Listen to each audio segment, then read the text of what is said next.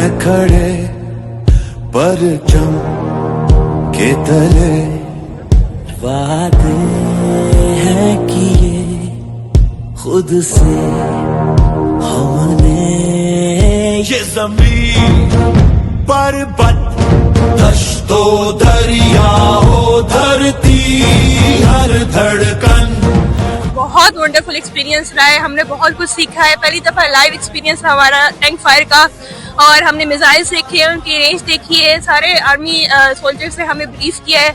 It was a wonderful experience. Army के खिलाफ अगर प्रोपेगेंडा के बारे में पता चल जाता तो हमें फेक न्यूज का पता चलता तो हमें उनके ऊपर बिल्कुल भी कान नहीं धरने चाहिए। हमें जो भी इंफॉर्मेशन मिलती है हमें पहले उसके बारे में अच्छे से मालूमात निकालनी चाहिए, देन उसके ऊपर कोई भी बात करनी चाहिए। पता चला कि पाकिस्तान आर्मी की लाइफ कितनी मुश्किल है और वो ट्रेनिंग किस तरह से करते हैं बेसिकली, और हमें इक्विपमेंट्स के बारे में काफी कुछ इन्फॉर्मेशन मिली।